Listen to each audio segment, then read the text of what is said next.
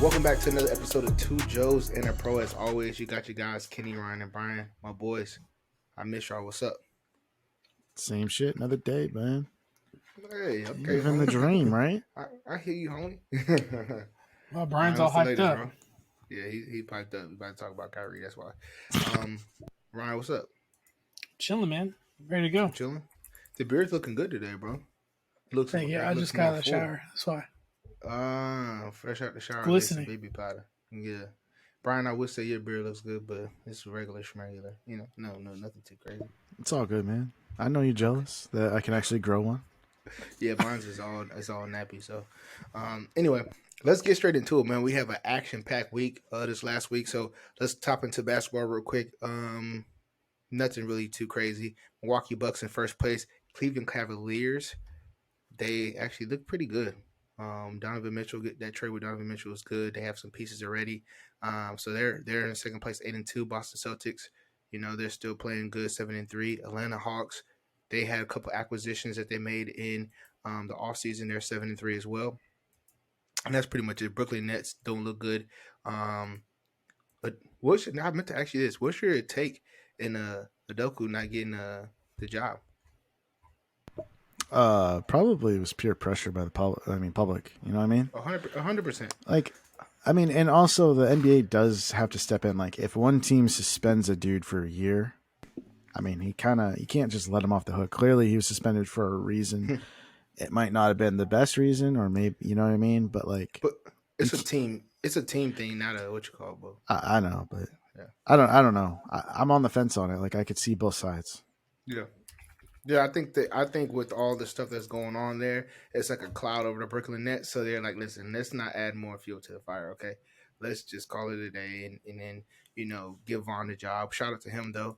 I think this is his second job. He was at the Orlando Magic before, but this is his second job. So hopefully he makes something happen. I think his first game is either tonight or tomorrow that he's going to be coaching as a head coach. So hopefully they get a dub for him. In the Western Conference, Utah Jazz, picking it up, which is surprising just because they lost their two big pieces, right? And right now they're in first, 9-3.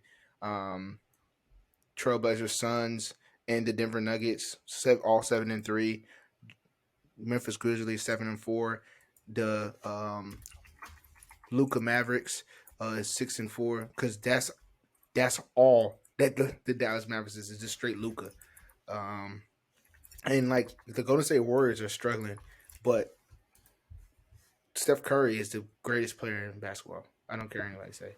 He's the greatest player in basketball right now. They struggled last year too.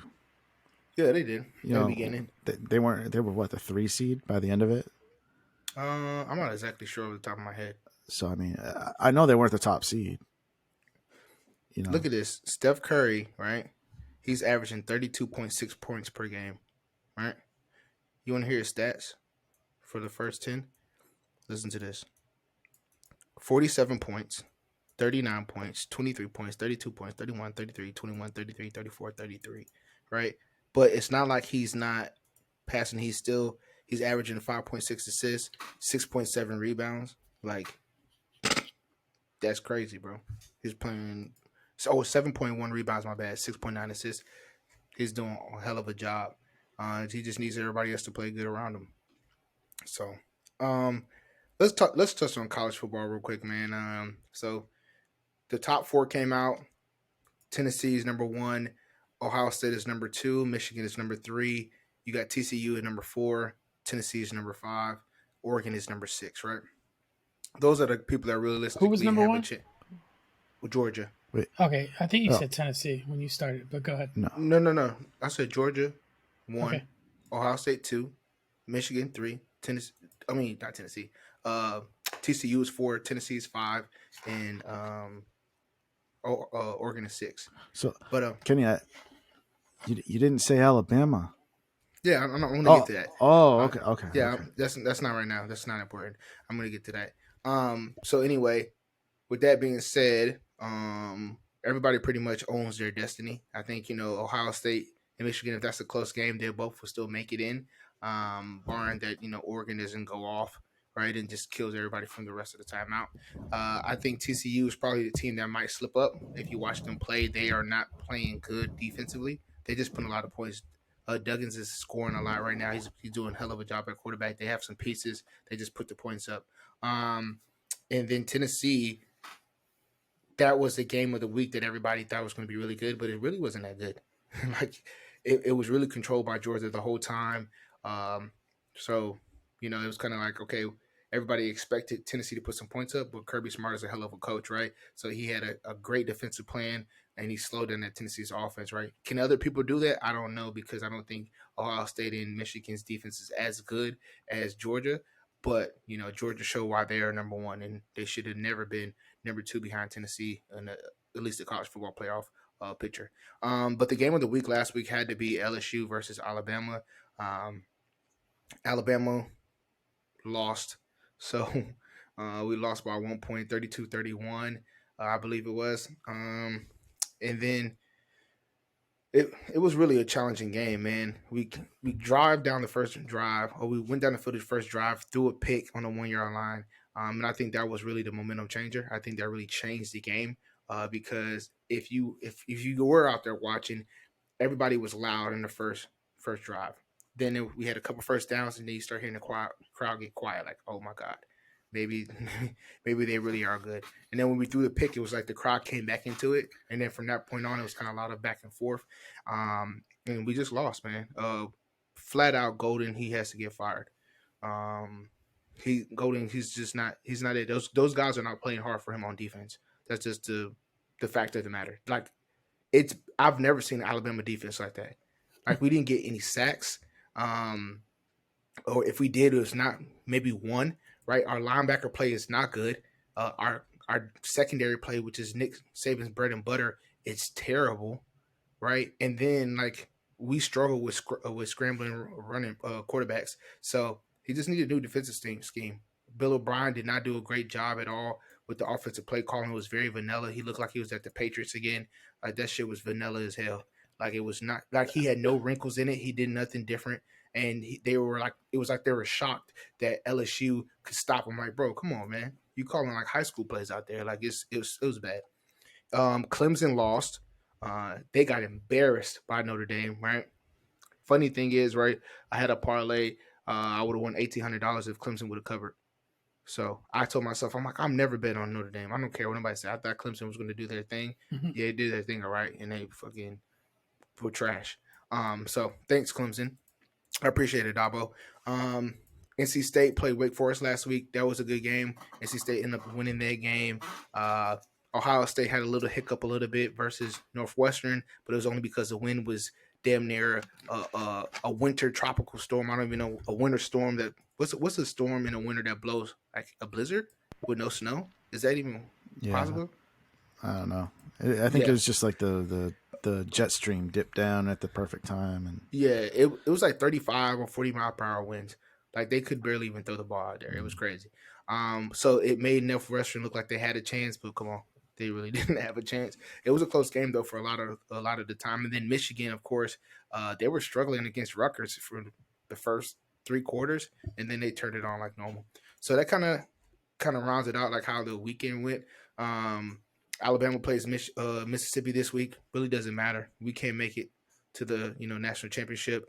Ole Miss still has a chance, maybe, if they beat us. But really, if they beat us, then it doesn't really show anything, because LSU beat us, Tennessee beat us. It's like, okay, Alabama's not that good, right? It doesn't give you a staple win. Surprisingly, the AAC has a good matchup going with UCF and Tulane, right? Who thought that would be a ranked matchup, but that would be a good one going this week. And then TCU, we'll see if they can stick around with Texas. Sarkisian has Texas rolling right now. Bijan Robinson, Ryan Bryan is somebody that you guys should look out for. I know you got the dynasty leagues for fantasy next year. He's a baller. He does it all. He can do it all: catch, run, block. Like, he's very Saquon-like in a sense that he's explosive. He breaks tackles and he makes plays no matter where he's at. So that should be an interesting game for sure. The 4 versus 18 matchup. But yeah, that's all I got. That's it. Yep. All right. Let's do baseball real quick. The cheaters have won again. The Houston Astros. Villains. The bad guys win. Yeah, exactly. It used to be the Yankees, but now that they've sucked for so long, meaning they haven't won a World Series since 2009, I think. That's a long time for the Yankees. Just chill. Just chill. So now that a new villain had to be crowned. I mean, they were Astros. a villain based on like how good they were, not because they were cheaters. Like the Yeah, Astros are Well, the Astros are straight good too, cheaters. though. they're good cheaters. Exactly, They're they're good cheaters. both. Yeah, Like they know they're how to get good away with and it. they cheat. No, they're really should- a good team, man. Like They should play at this- shirtless every game. Listen, at this point, right? Like them cheating is like you can throw that on the bridge right now because they're winning. Like them guys are winning. Yeah, Who's I a know. better cheater, the Patriots or the Astros? Oh, easily the Astros. Yeah, I mean, don't Patriots know. did it for 18 years. So They they didn't cheat didn't. for 18 years. Come on, come on. Just remind everybody, Spygate happened in 2007 during the first game, and they went undefeated that year after the fact. So you can call them cheers all you want. But anyways, yeah, they had all that data they collected over right. the All years. those cameras recording. Yeah, Yeah. it had nothing to do with Randy Moss and Tom Brady. I didn't say that. But anyways, so the only other thing I have for baseball besides, the World Series champs is the big ticket free agent this year, or one of, but probably in my mind, the biggest free agent is Aaron Judge. You guys have any input on where you think he might end up? Do you think he stays a Yankee, or do you think he leaves? Ryan, you can go. Why would they not pay him? Like, what would be the idea of why they wouldn't pay him? The contract right now looks like it says 9 years, $325 million contract. That's a lot of money. That is a lot of money. Ryan, Okay. give us the analysis Why would they behind not? Yeah, like I explain remember- to me. I don't know the repercussions. Like I don't know that there's no salary cap. Like tell me how But it works. it's a position, right? It's more about paying that position. He's an outfielder. This kind of goes back to like the Mookie Betts thing from a couple of years ago. The Red Sox didn't want to pay him, and they ended up trading him. But And it's now failed. yeah, I mean obviously, but yeah, it's just I don't know. It's position based. If he was a shortstop, he'd make that all day, and they would happily pay him.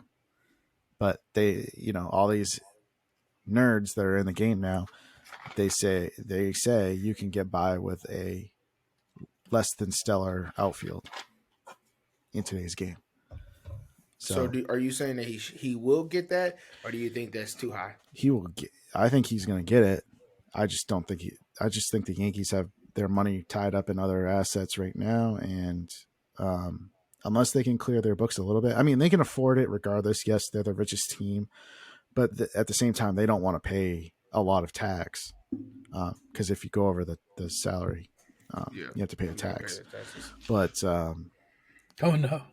my guess, honestly, New York tax is crazy. I don't think he's going anywhere. He's going to be a Met. I think he's going to the Mets. If I had to guess right now. But the Mets already have a lot of money out there. They do, but their ownership wants a World Series ring bad, and they're willing to pay for it.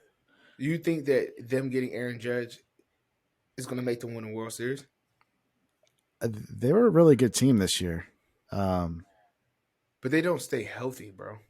Well, and you can't predict. Well, you really can't predict health.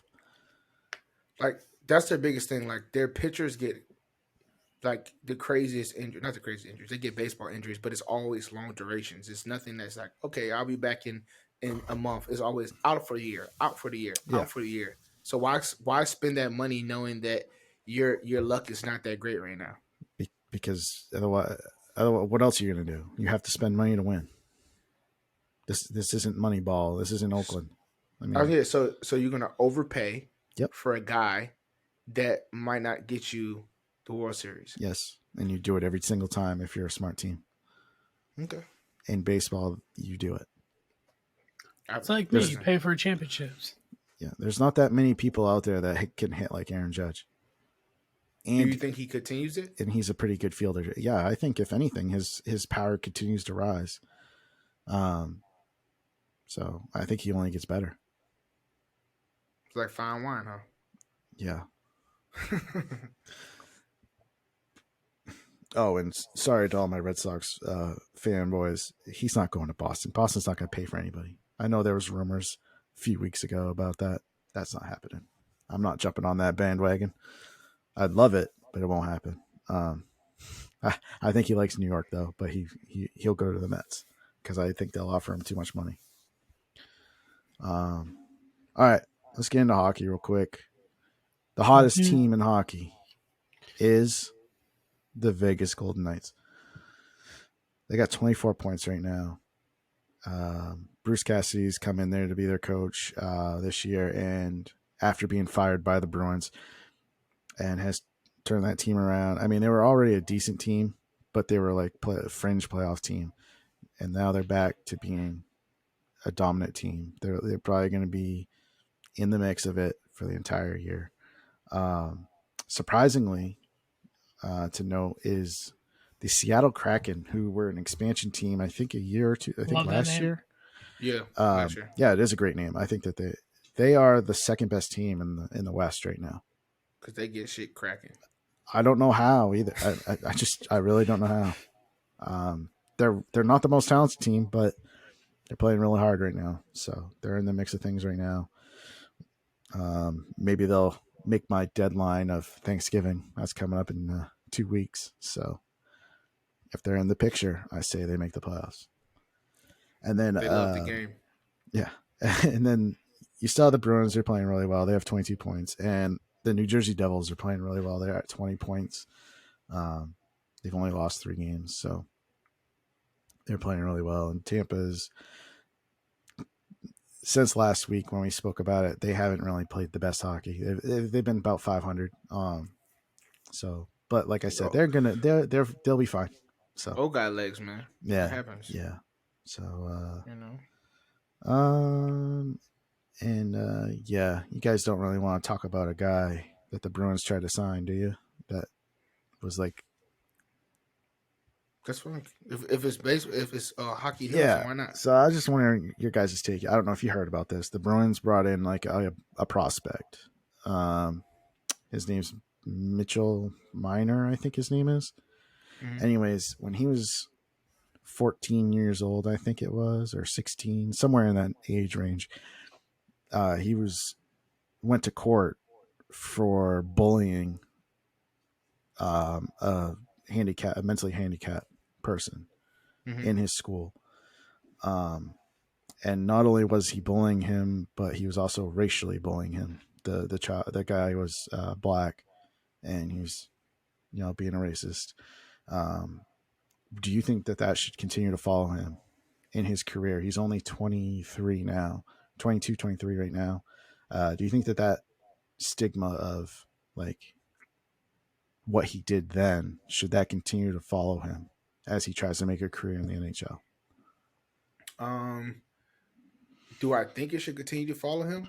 It depends on his character. What has he done since then to show that that's not a continuation, right? Right. I think that's kind of the biggest thing, right? I do think people make mistakes, and you can grow from stuff. And depending on what kind of personality you can have peer pressure in the sense to where you think, oh, that's the cool thing to do, and you're a follower and not a leader. That happens a lot. So like if he's changed since then and he's made strides to be a better young man, then I don't think it should follow him. I always think it's going to be a shadow. It's always going to come up because of the times that we live in. There's no more of like, oh, throw it in the closet and don't look at it again. It's always going to be there. Somebody's going to always bring it up.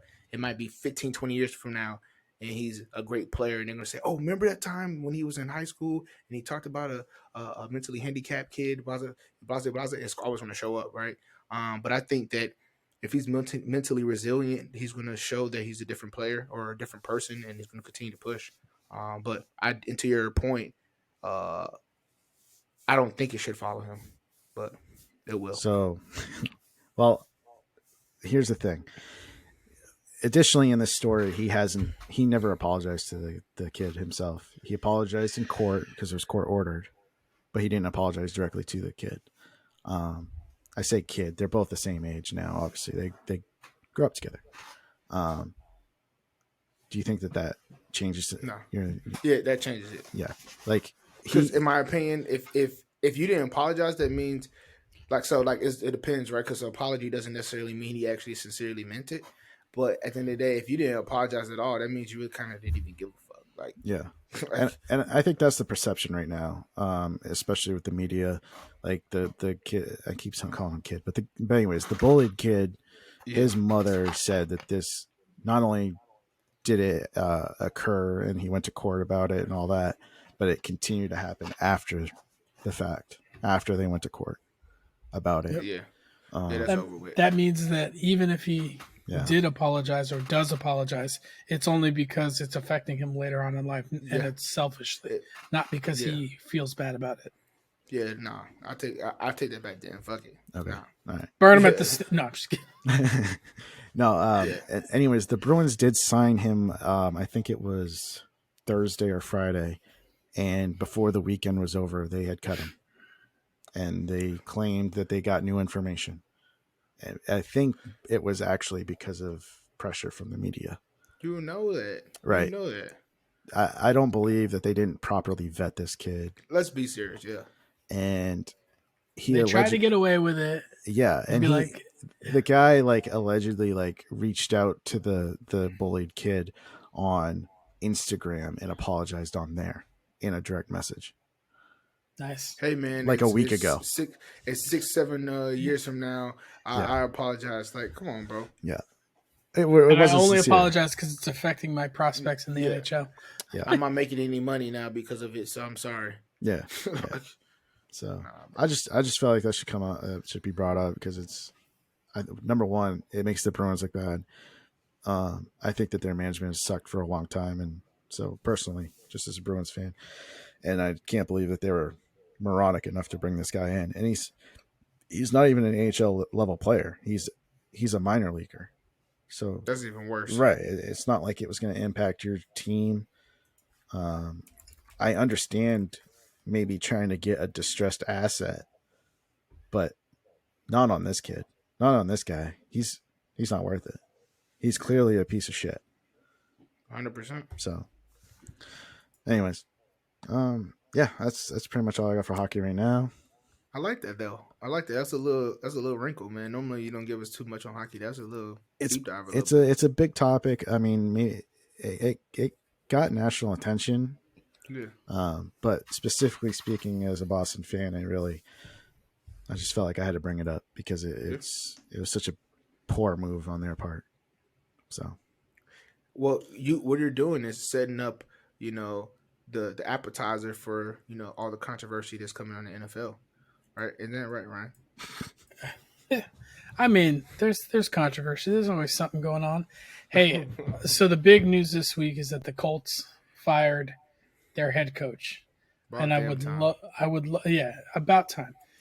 I would love to hear Kenny's idea of them bringing in Jeff Saturday from his couch to the front office to coach this team.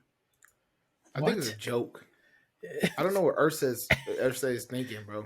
I think it's a joke. Like, how do you bring Jeff Saturday? He's coaching high school football, and you're like, hey, you know what? You never coached in college. You coached at high school. So guess what? We're going to make you the head coach. What? he hasn't coached high school for almost 3 years now either. It's not like they just pulled him off a gig. Like he hasn't even coached high school football for like 3 years. Yeah, like it's don't get me wrong, like yes, he understands the game and things like that, but understanding the game and know how to play, it's not the same thing as managing the game. Right. Like a center doesn't manage the game. If it was like a quarterback or something like that, I could kind of understand that a little bit more. They know how they manage the game. Like on the offensive side of the ball, you can rely on a strong defensive coordinator. But just Saturday played O line. Like what? Like I don't know. It's really mind boggling to me. A lot of NFL coaches out there you could have put on just to be an interim, right? Be an interim, but you go and call Jeff Saturday. You could have called Peyton. You know why I think they did this? What? They want to deliberately suck. Yeah. And they know that the fan base will not get mad at Jeff Saturday because Jeff Saturday is, regarded, it's their guy. So they'll bring him in and then they'll suck which I mean they already suck bad enough as it is. They're ass. But if you couple that with the fact that I think management is the reason why Sam Ellinger started. Or was going to start. I don't think that was Frank Reich's move. I don't think Frank Reich was trying to just see what the kid had. I think he didn't. I think he was made to do that. Okay, because you think they're going to tank to get who? Bryce Young or C.J. Stroud? Because think about all the quarterbacks they brought in since they had Andrew Luck. They've all been veterans. They're reclamation projects basically. That makes sense. So they want to get back. Try something new. Yeah, they want to get back in there and get like the first overall pick. So I think that they're going to suck, and then when the year's over, they're going to say, "Well, it didn't work out with Jeff Saturday, so we're just going to hire a different coach." I mean, in their defense, why when they lost Peyton, they turned around and drafted Andrew Luck. They hit twice on those first round quarterbacks. So why not go back to the well and try and draft another guy? Sure, but that's what they should have did from the get-go. Yes, but I just think that they are using Jeff Saturday as a scapegoat almost, and they're intentionally tanking. Yeah. Yeah. So to your point, right? They're intentionally tanking, but why would you do that with a guy like Jonathan Taylor? I could see them shutting him down for the whole year. Yeah. If he's that injured. And they know he's a part of their future, and they know they're going to tank this year, they might just be like, "Oh, we're going to shut him down for health reasons, and we don't want to injure his future." That would eat me up. That would eat me up, boy. I would be so mad. He'd be mad. The only way he allows that is if they somehow promise him some kind of deal later on. No. Because he's playing for a contract. He's a running back. He loses. Yeah, for sure. He's on his rookie deal still. So, if he doesn't get some kind of insurance that, hey, we're going to take care of you, don't worry. I don't. And this is his third year, right? So they can technically give him an extension. So, if that doesn't happen, which is probably not because he's hurt, right? Mm-hmm. Then it's kind of messing him up a lot. But imagine that Jim Irsay doing something that's shady. Yeah. Not surprising. I just want to let you know I was right about that the whole time. And I guess the myth stands true about over miles, right? 5,000. Yeah. Yeah. Yeah. So, once they hit 5,000, their coach doesn't know how to coach football anymore, and the team collapses. He gets fired. A center. The coach don't get you hurt. The coaches don't get you hurt. You get yourself hurt. That's what I said, right? I said he would get injured. Look at Derrick Henry. He got injured, and look at him. He's coming back from it. So let's see what Jonathan Taylor can do. I didn't say he wouldn't come back with it. I said that this year he's going to flop. And everybody was last time I called, Ryan and Brian said, "No, his numbers is projected to do better. He's gonna da da da da da." And his ass is at Backyard University, sitting in the training room trying to get ice because his ankle is messed up. That's all. I just wanted my 30 seconds to vent. All right, because y'all didn't believe in me, but God did. Okay. Hey, since we're talking about injuries, we might as well talk about. The Giants last week played nobody, yet still came out the week with an injury. Our star safety, Xavier McKinney, broke his hand. And the initial reports was that he just had a broken hand. And I was kind of thinking the same thing Kenny was thinking. Oh, he'll just throw a cast on it. Who cares? He doesn't get interceptions. It doesn't matter. But no, this guy apparently had to get reconstructive surgery on his hand because his fingers were so jacked up. So I don't know what he was doing on this on this ATV. He's either flipped off it or it flipped and it landed on him. Yeah. You know what I mean? Bracing landed on his hand. What happened was it was an ATV accident. He was driving an ATV while holding a firework. Okay. Oh, come on. Here you go. We're not doing Stop. that. So anyways, his hand's all messed up. Who knows if he's going to be back this year? So things are great on the Giants front. And on top of that, we didn't pick up any receivers close to the trade deadline. So we're just kind of really crushing it.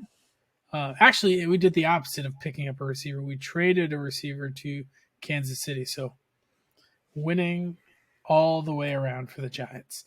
Another big injury is 6-2 though. We are 6-2. One of the best teams in the league. Yeah. And he's complaining. I know, right? Oh my god! Yeah, act like you've been there before. I'm telling you. Okay. Before the season, we might not even get 4 wins. Got 6 wins at halfway playing bye week, and now you want to complain. Oh my god! Look, if you're gonna win 6 games, go 6-2 before the bye, at least try and make your team better. They're proving to me that they're not ready to win now, and they're still building for the future. Yet we're not gonna get a good draft pick. So we're like, what are we doing for ourselves? Maybe they did try. How do you know what they did, what they tried and didn't try? Well, he's a fan. They didn't do very well at trying. They don't got shit to give. Why? They got picks. Okay. They just traded Kadarius Toney. Yeah, you saying they don't have some picks to give? Listen, they got picks, but guess what? The picks that they're going to give away, if they have to be like have some type of entanglement to the Giants' success, the Giants might end up 10-7. I can see that, right? 10-7, 11-6, maybe 4 more games. I can see that. So why would I even take a trade from you guys? Yeah, and it might be a later round or something. You know what I mean? Or later picking around. All right. Well, I guess we'll find out. Hey, just stop complaining. That's all we're saying. I wasn't. All right. Josh Allen is injured his elbow in that game. We don't know how serious it is. He's limited this week. They're going to take it day by day. I bet you he plays. I think 50% Josh Allen is better than like 100% of most other quarterbacks. Not Case Keenum. You tripping. Don't say that. Okay. Don't say that. I did. Don't say that. That's why you didn't say it, because Case Keenum ain't no joke now. He's not. This isn't 10 years ago. Listen, Case Keenum is not a joke. Case Keenum's collecting a paycheck and that's it. No, that's not true. They're not giving him all that money to sit back there to do nothing. It's just in case to keep the things going. They think this is title year for them, right? So at the end of the day, they don't want no sloppy backup, no Matt Barkley, right, to mess things up. So they got Case Keenum for a reason. And I don't think they're going to chance it, because the way it looked when he threw the ball, he kept grabbing his elbow, and it could be something serious. Why chance it? He did still play on that game, and he threw a lot more passes after that injury. So who knows if it actually hurt him? I don't know about that. He actually did throw the longest air ball in the entire NFL all year. After that injury. He did, but he went back and grabbed it after he threw it. He's a tough dude. Yeah. He'll be fine. I think he plays. He's not going to want to just do more designed runs. But hey, if you have some inside knowledge, feel free to share, Kenny. I'll be up there this weekend. And let us know. I will be up there this weekend, so I will let you guys know. Odell is expected to be cleared by the doctors sometime this week. The team that's really hot in the news for him is the Cowboys right now. They're taking a long look at Odell Beckham coming into their team. Who knows? I don't care. He's not playing until December anyway, so it doesn't matter. Yeah, I don't. Well, December's right around the corner, but so it's a couple weeks. Yeah. Joe Mixon had a freaking game. This dude had 5 touchdowns, 4 on the ground and 1 in the air, which is ridiculous. I played him in every single fantasy league that I'm in. You're done. Every single one. Yeah.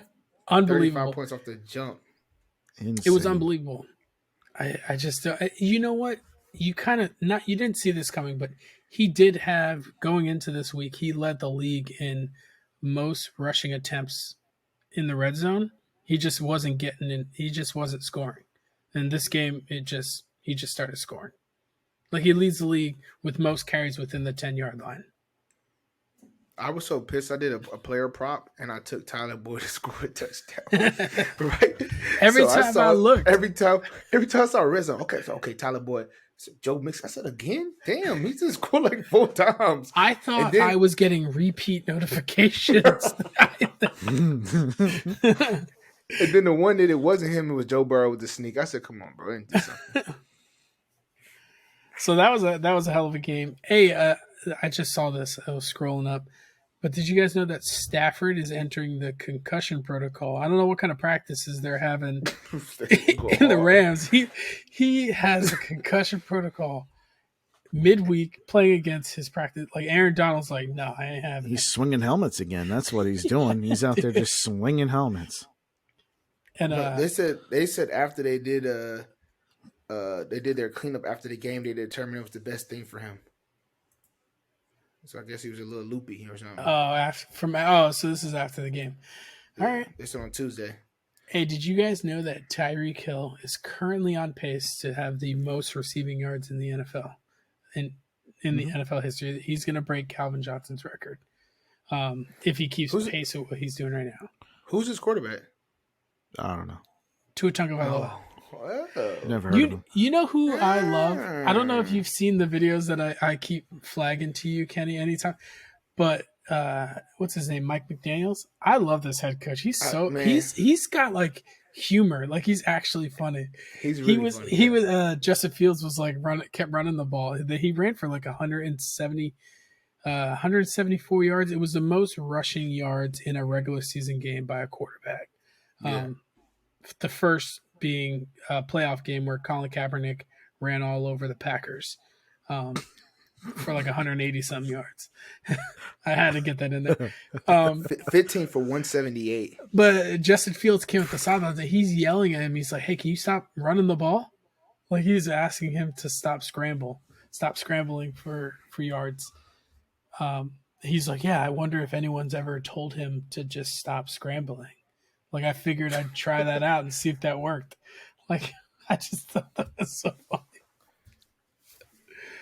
But yeah, man, the AFC and NFC East are two divisions that are doing very, very, very well. I think even besides the Commanders, but the Commanders only lost by 3 points to the Vikings, who are a really, really good team this week. Kirk Cousins was tripping after this game. They won. He's on that. Trust me, they're gonna get humbled this week. Yeah, the Vikings. Humble pie this week. Who do the Vikings play this week? The Bills. The Bills. Well, we'll see. Bro, the Bills lost to the Jets. They were pissed. Yeah, we'll see. They were okay. The Bills are only going to lose to their division opponents, which bodes well for you, Brian, being a Patriots fan. That's not happening with the Patriots. That's over with. Nah. I mean, we'll see. So I do want to get your guys' opinions on this. I'm going to name these teams, and I want you to tell me which of these offenses do you think are going to get right or that can possibly turn it around. Anybody but the Packers. The Bucs. Their offense looks like garbage. Who? They're the Bucs. Oh. They're mostly healthy. They have this rookie tight end that's coming on a little bit. Brady seemed to like him towards the end of the fourth quarter of this last game. Another team is the Rams. They're just dysfunctional on offense. Like they don't know what to do when they're not throwing to Cooper Kupp. Trying to think. Packers obviously is the third team. Do you think Packers can somehow turn it around? I don't think so. And then there was one more team that I had.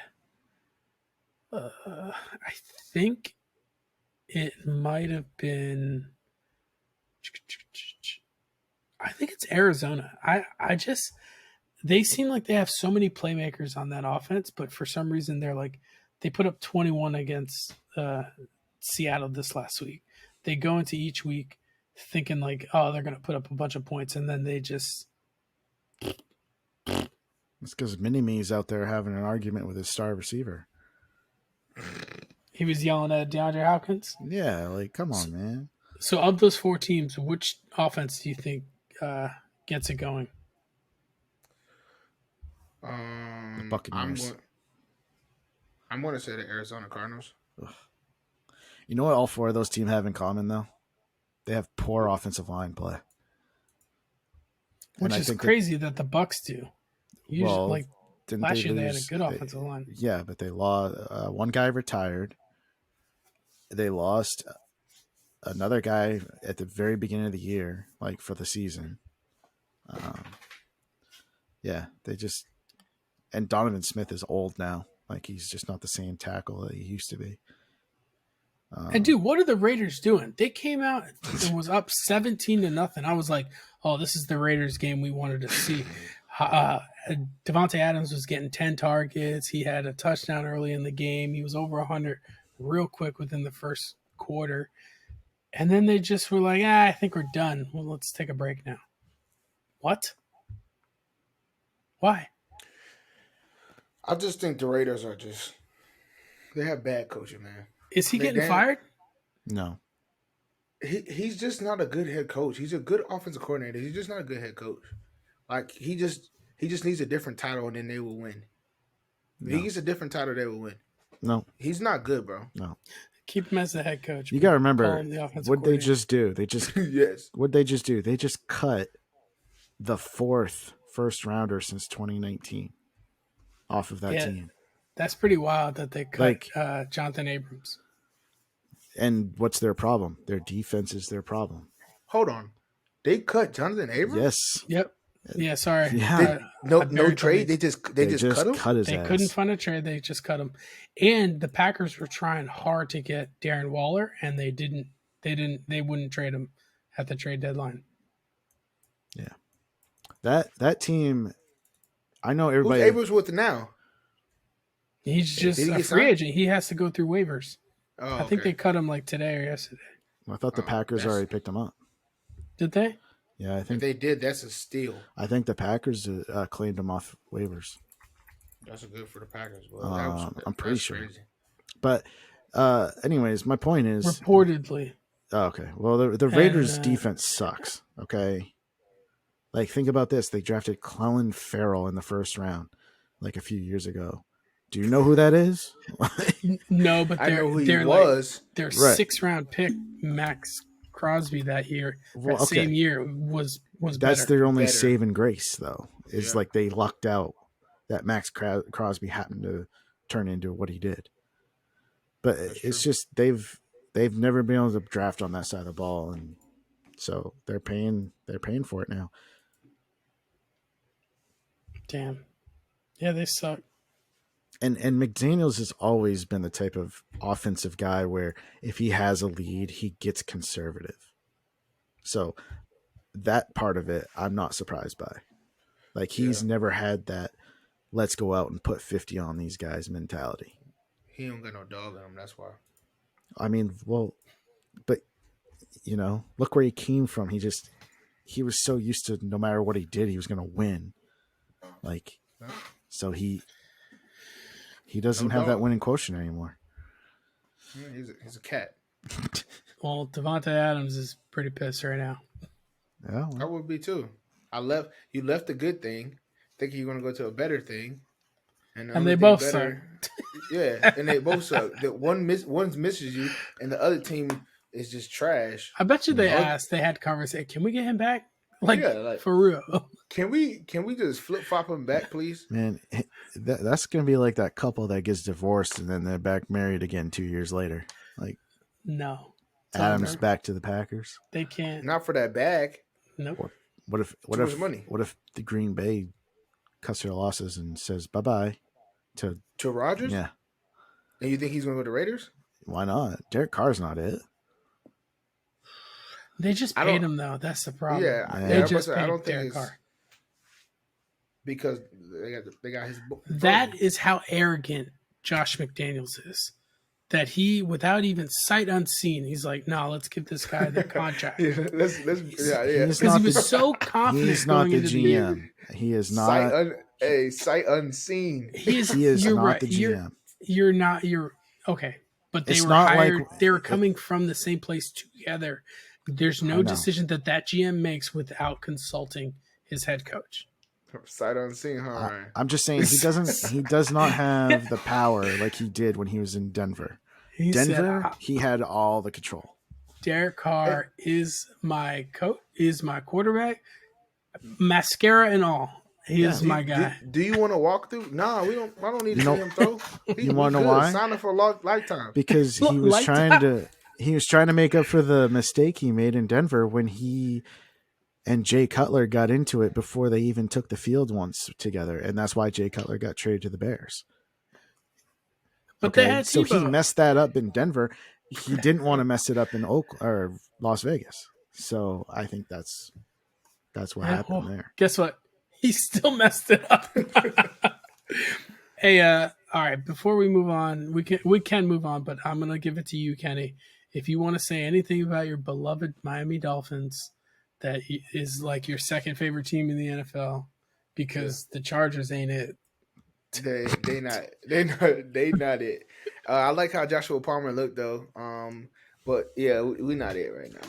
I don't know what happened. Justin Herbert. They're not healthy. They're not healthy. They're not healthy. Justin Herbert doesn't look like how he did the last 2 years. So people are like, oh, is he really the real deal? He's still the real deal. Don't fall asleep. He's still the real deal. But we just don't look good as a team, man. And right now I'm a Dolphin, man. I'm a Dolphin. Fins up, baby. Fins the motherfucker up, right? Because you know why? I'm a Tua fan, right?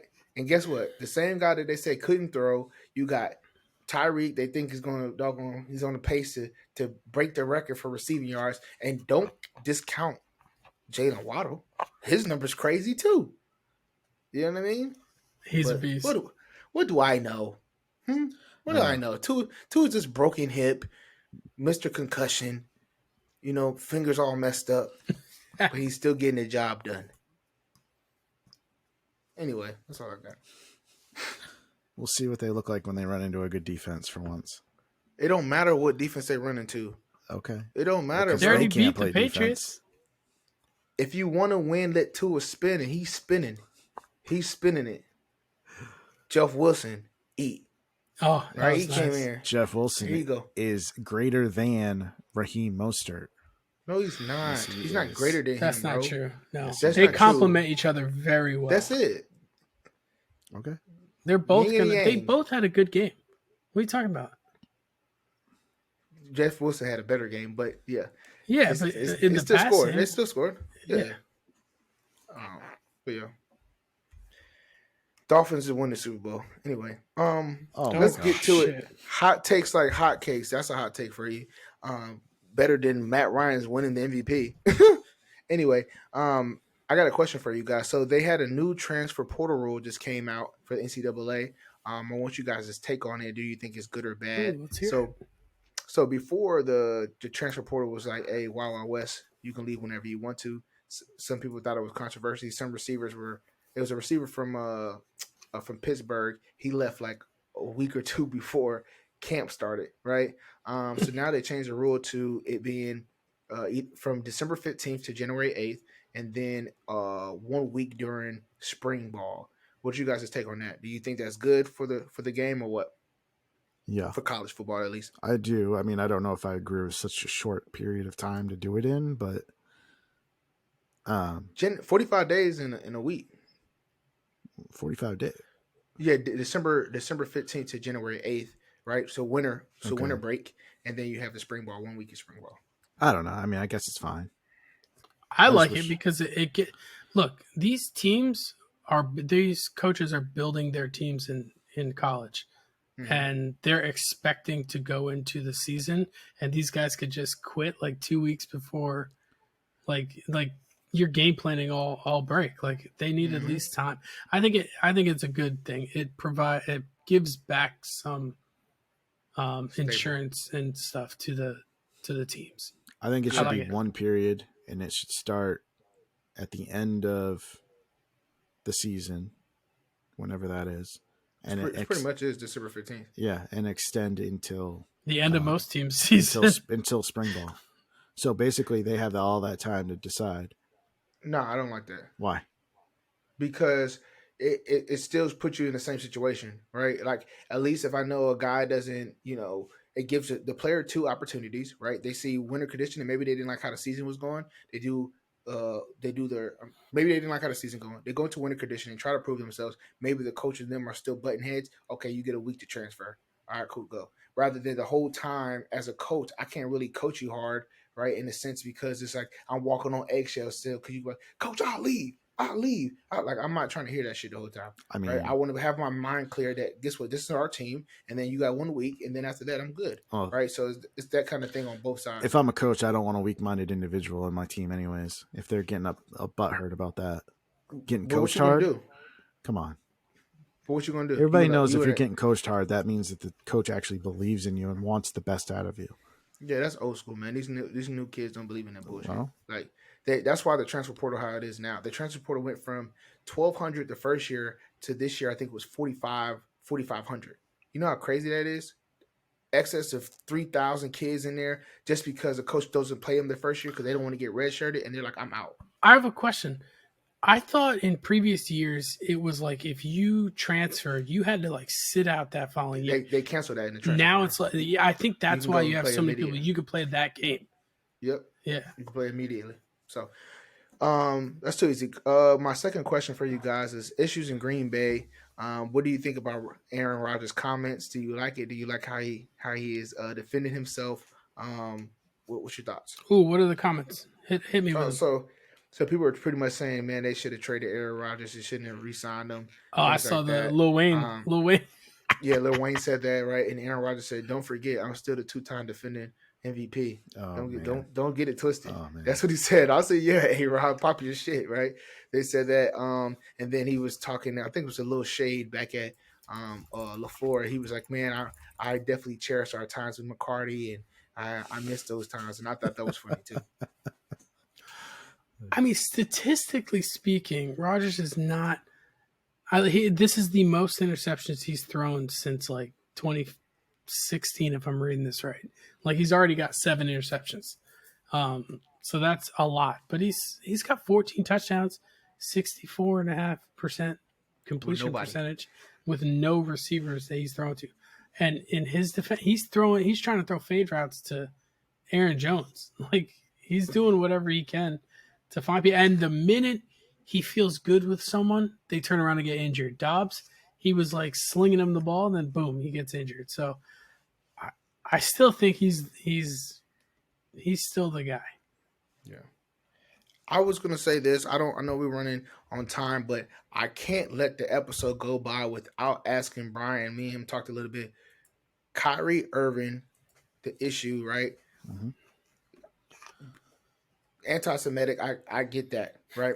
But what's your take on the way that the Nets are handling the issue? I think that they're overreaching. They're being overbearing with their punishment to him. Not to mention the part about the collective bargaining that's not even in there. Like, and the NBA PA is actually fighting it. But like, look, I mean, they're making him do all kinds of ridiculous stuff for having an opinion. Okay. He didn't say anything. All he did was posted a link to a video. Okay? To a movie, yeah. Whatever. Yeah. Okay. Okay, so what? That doesn't, like, I don't know. It's just, I hate this whole cancel crap anyways. Like, I feel like people should have their opinions and it shouldn't impact their work life because what they do in their personal life is separate from their work. Okay. Unless he was out there actually like actively saying like kill all Jews or something wild like that, then yeah. Okay, fine. Let's punish him beyond the extent of the rules. Like, go ahead. I don't care. But all he did was posted a link to a video and they're making him, he had to pay $500,000 in a fine, right? Like, yeah, $500,000 in a fine. He's suspended at least 5 games. Had to meet with I forgot the Jewish organization. Yeah. Get counseling. Like he had to take all these sensitivity trainings. Yeah. Like, so, I don't know. It's just in my crazy. opinion, I'm to your point. I hate the cancel culture as well, right? Because I think people hold athletes at a different standard. Like this is your role model. Da, da, da. Athletes are not asking to be that. They're great at this sport. I get it. You should monitor what you put on, right? I understand that 100%. But guess what? He's not the one monetizing on it. Amazon is. Right. Amazon's the one making money on it, right? Amazon's the one making it bestseller and all that, right?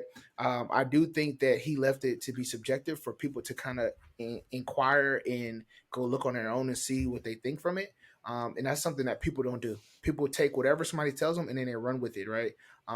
His thought process, if you watch the whole interview when he talked about it, he said, man, I think people are trying to hide history, and I'm not hiding history, because by hiding history, it kind of it takes you away from the truth. So I want people to decipher their own interpretation, right? So I thought that's what was happening, and I get what he's saying, but in today's day, it's hard to do that because everybody is very sensitive about anything he's saying. So I think that's the only thing that he messed up on.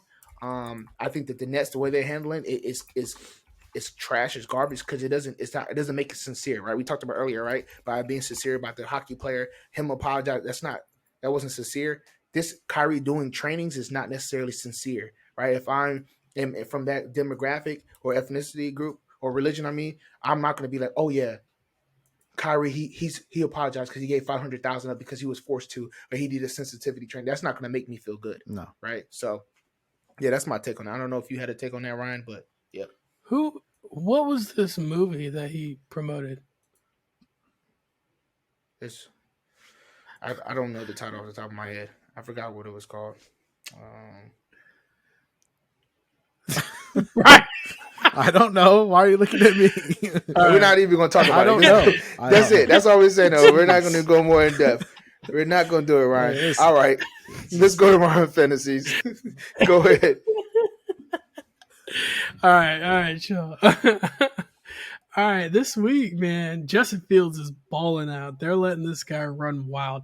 Since 4 weeks ago, he's had 10 plus carries in each of those games, and he's just been wilding out.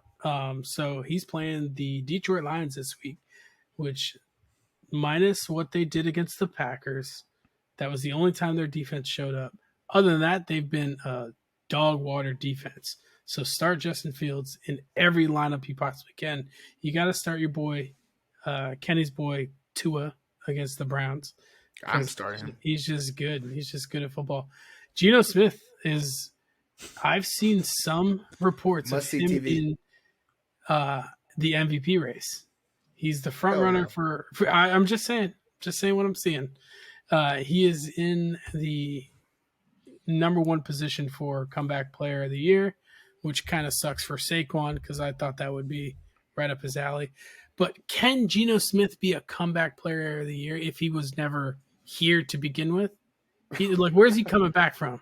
The grocery store where he was bagging groceries. And another player I like to start on the quarterback side is Marcus Mariota, because on Thursday night they're playing Carolina. Hey, PJ's starting this week. I don't know what's going on. Did he get injured last week, or did they bench him? No, they took him out because he had a slow start, but I'm glad that they gave my dog another shot because I think he's going to have a day tomorrow. I do like that they keep giving him shots, but I don't know. You'd have to tell me, how do you feel going into it mentally? It's like, whew, man, I hope I don't throw a pick here. I hope I don't fumble. Because I don't think every play, it's like I could get pulled for the entirety of the game. I don't think that's the case at all. They let him play a half. It was 2 picks. The offense started slow. Baker came in and had a good relief. But at the end of the day, man, when PJ is at quarterback, the offense just looks different, right? You don't take that one half away. In the previous 2 weeks, the offense put up a lot of points. A lot of production was happening, right? So, I think you kind of washed that under the bridge, and it's just like a bad start. So we'll see what happens tomorrow. Hopefully he can come out and have a good showing so he can keep that going. So at the running back position, remember how I was talking about Joe Mixon?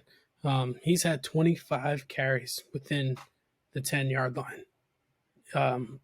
Second to him with 18 carries within the 10-yard line is Jamal Williams. So Swift did not have any setback. DeAndre Swift, his running mate, didn't have any setbacks last week with his injury, but still Jamal Williams had 63% of the snaps, and he's been playing pretty well. So I'd probably start Jamal Williams. I'd feel comfortable starting either or. Jamal Williams is going to get the bulk of the carries and the red zone stuff, and Swift is going to still be involved in the passing game, and they're going to use him sparingly. On the other side of the ball, the Chicago Bears playing the Detroit Lions. David Montgomery. This is a tricky situation because sometimes they go with the hot hand. Like David Montgomery could be trash, and Khalil Herbert could come in and just ball out. So I'd flip a coin there. And then if Jonathan Taylor plays this week, I don't know how healthy he's going to be, but with a center that's running that team, they're going to want to run the ball. So I'd probably look for Jonathan Taylor having a good week this week. All right. You hope? Yeah. I know some people that have traded for him. And then the wide receiver position, I'm not even gonna talk about it. AJ Brown is an automatic start against Washington. My boy Christian Kirk, who gets targets every week, they're going to be playing from behind. The Jacksonville Jaguars are going to be playing from behind against Kansas City. So definitely start your receiving option with Christian Kirk. Olave, who is my favorite rookie wide receiver, and he's balling out this year. And that's probably a product of Michael Thomas not being able to play football because he just is allergic to it. And then props to Kenny for proving that Cortland Sutton was not wide receiver one material.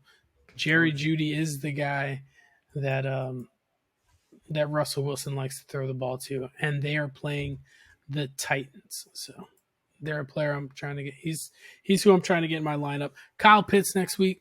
He had 7 targets last week. He only caught 3 of them, so they're trying to get him the ball. Marcus Mariota is just not a great thrower. He's just not. And then when Stafford is playing, if Stafford plays, when he's not trying to throw to Cooper Kupp, he's trying to throw to Tyler Higbee. And they're playing the Arizona Cardinals, who are historically known for giving up fantasy points to the tight end position. I talked about the Bears already. Cole Kmet has been getting some targets. He got in the end zone twice this last week. He had 7 targets. Justin Fields didn't have over 2. I think he only had like 130 yards passing this last week. So you're not going to get high volume from him. So he is going to throw short to the line of scrimmage. So players like Darnell Mooney, Cole Kmet, the guys that like are open in the middle of the field with some space, they're going to be the ones that he's going to try and throw the ball to. And then Cade Otton, the tight end that I think that Brady is really going to start relying on a little bit more. His little baby Gronk against Seattle, if it's a high-scoring game. Those are the players I'm starting this week.